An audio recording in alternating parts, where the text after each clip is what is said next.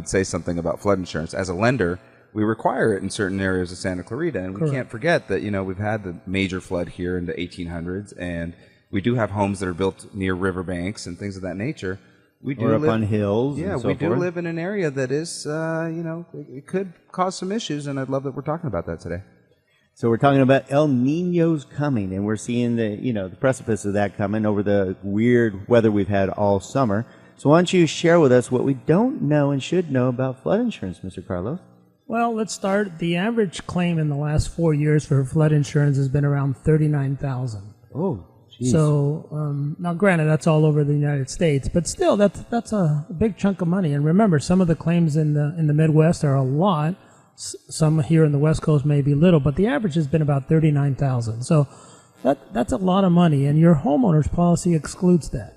Okay, did you hear that? $39,000 worth of damage that I'm sure you don't have sitting in your pocket, and your insurance is not going to cover. Right, so that's one of those things that we talk about, right? What's not covered in our stock insurance policy, and this is one of those things. So this is what an add-in we can call to your insurance to make sure that you're covered.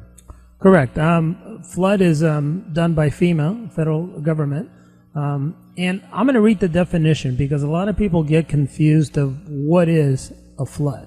And usually it's an excess of water on land that is normally dry. So it's very simple. If the land is dry, like a dry creek, but now it's flooded and it causes damage, then that's where the flood insurance would come in. One of the things that people don't realize is a lot of our homes are built over dry creeks and dry other things that that haven't had water flow for years. But there's water tables.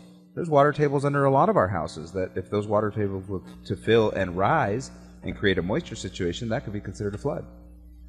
Yes, as long as it is considered a flood. I'm going to read a little bit more. A general and temporary condition of partial or complete inundation of 2 or more acres of normally dry land. So that's one of the keys there. Overflow of inland or tidal waves, unusual and rapid accumulation or runoff of surface waters from any source, or mud flow. Okay. Right, and the mud flow becomes relevant. If you guys saw what just happened in Lake Elizabeth, holy cow.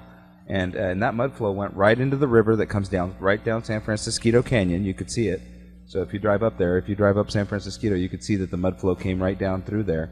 And, that's a typically dry area that definitely had a rapid flood situation. Correct. And homeowners, again, will exclude that. So unless you have a flood policy, and there are different deductibles, anywhere from, I think, $500 to $5,000 for your deductible. Of course, the higher the deductible, the lower the premiums. But you can literally be insured for something that might happen in the lifetime that you own that home that normally is not covered under your homeowners. Okay, so why don't we, and a lot of you out there are going, well, I don't know, but okay, if you believe and seen the signs that El Nino's coming, and this is one of the few times everybody goes, I think it is really coming this year, can't you get insurance just for this year if you need it? If you want to just get flood insurance for a year, you can do that, right? Yeah, you can, if you don't pay your premiums, the quarter next year is not going to be there. So, yeah, I mean, that's funny how that works. That is true. I mean, you can buy flood insurance. Just keep in mind that there is a mandatory 30-day wait. So if you sign a contract today, and you have to wait 30 days before that policy goes in force. So, nice. So they should be calling you today. It's raining cats and dogs, and you call my office. You're not going to get coverage. It's going to be at least 30 days, and they can extend it out if they want to. Now, the only time that is not true is if you are closing escrow. Then they waive the waiting period. Okay, that makes sense. Okay, that makes sense. Yeah.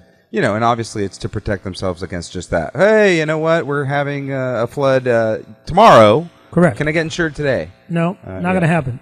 Okay, so how can they get a hold of you? If you should at least talk to Carlos. Really nice guy, as you can tell. He's been on our show for years and handles our personal insurance.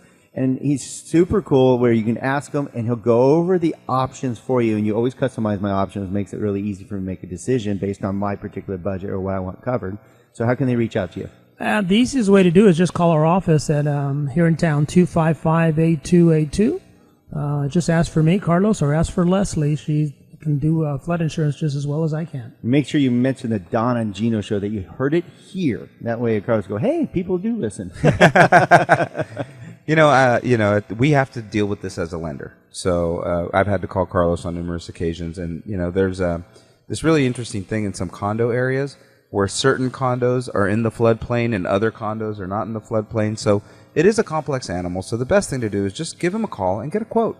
It costs nothing to get a quote, right, Carlos? Yeah, quotes are free as of now. Again, Carlos Villalobos. You can also look up, what's your website?